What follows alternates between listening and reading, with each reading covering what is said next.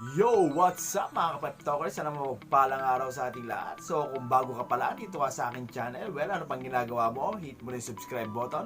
And then pinapangako ko, alagaan kita at di kita pababayaan dito sa aking channel. Well, kung dati ka naman na, well, welcome back. So ang topic natin ngayon mga kapatokers is ano nga ba yung 1% improvement at paano ito makakatulong sa pang-araw-araw nating pangkabuhayan. So ipapaliwanag ko sa inyo mga kapatokers, hindi na natin papagtagalin.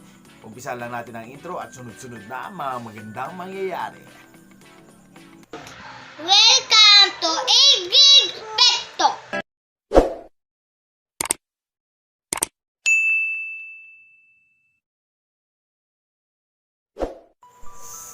Maraming salamat mga ka-pep talkers sa paghihintay. Well, gaya ng sabi nila, wala naman talagang magic formula para maging successful.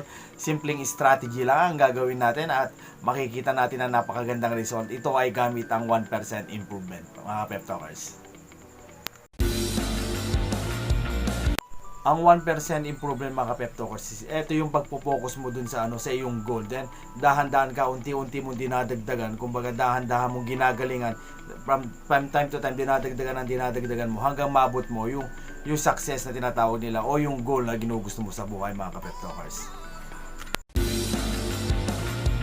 Ang nagiging problema kasi ng mga iba mga ka-pep talkers is kung minsan pagka nag-umpisa sila and then pagkatapos ng dahan-dahan nila, step by step nilang ginagawa, pagka nakita na nila walang result, ang ginagawa nila, kung ano-ano idea, hinahaluan na nila. Hindi na sila nagpo-focus sa kanilang goal, kung ano-ano lang na strategy, may mga bagong strategy, o kaya kung ano man yung nalalaman nila na mas makakaganda. And then from time to time, ang nangyayari, walang result dito mga ka-pep talkers, nagiging failure sila. Kasi kumbaga parang naging chapsuy yung ginagawa nilang format kung paano sila maging successful.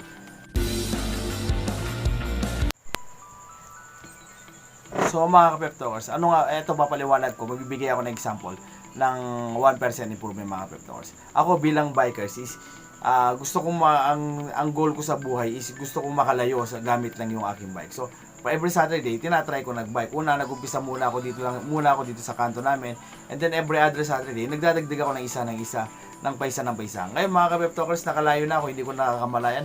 Nakakaya ko na pala yung 90 kilometers balikan mga ka-pep talkers. Kasi ginawa ko yun, inunti-unti ko, hindi ko binibigla. So, ganun yung technique, ganun yung sistema ng 1% improvement. Dinadahan-dahan mo, hindi mo minamadali ang isang bagay para makuha mo yung ninanais mo sa buhay o yung goal mo sa buhay mga ka-pep talkers. Sa tingin nyo kasi mga ka-pep talkers, pag ginawa ko bago pa lang yung bike ko, first time ko pa lang magbabike, kukunin ko na kagad yung 90 kilometers balikan. So sa tingin nyo kakayanin ko ba? And baka worse mga ka-pep talkers is hindi na ako makabalik may mangyari pa sa akin masama mga ka-pep talkers. So yun, ito yung explanation at example natin sa 1% improvement mga ka-pep talkers. So, paano nga ba natin i-apply ito mga ka-pep talkers sa ating buhay? So, simple lang, kailangan planuhin mo kung ano yung talagang gusto mo sa buhay. Then, focus lang tayo, straight goal lang tayo. Kahit kumbaga, kung darating yung panahon, sigurado naman na meron trials yan. So, wag pabaya lang natin, i-accept lang natin try. Basta focus lang tayo kung ano yung gusto natin mangyari sa buhay. Then, dahan-dahan, unti-unti natin hanggang malampasan natin yung trials, hanggang malampasan natin yung mga pagsubok sa ating buhay. And then, hindi natin mamamalayan, abot tanaw na, kayang-kaya abot kamay na pala natin yung inaasam nating goal o yung success ng ating buhay. So, ayun, maraming salamat mga ka-pep talkers. Sana may naturo na naman ako sa inyo at sana nabigyan ko na naman linaw ang mga kaisipan natin mga ka-pep talkers. Dumako na tayo mga ka-pep talkers. Saan pa? Kung saan yung pinakagusto natin lahat. Shoutout tayo kay Cardo Pamintuan, kay Pilipinas Viral Trend, kay James Katakutan, sa pamangkin ko si Nika Nicolas, kay Mondel Evangelista at kay Kuya Pay. Siyempre, maraming salamat sa iyo sa pagbati sa akin ng maligayang kaarawan. At siyempre kay Rob Dison. At siyempre rin mga ka-pep talkers sa lahat ng mga bagong subscriber natin is maraming salamat sa pagtitiwala at pinapangako ko sa inyo is aalagaan ko kayo dito sa aking channel.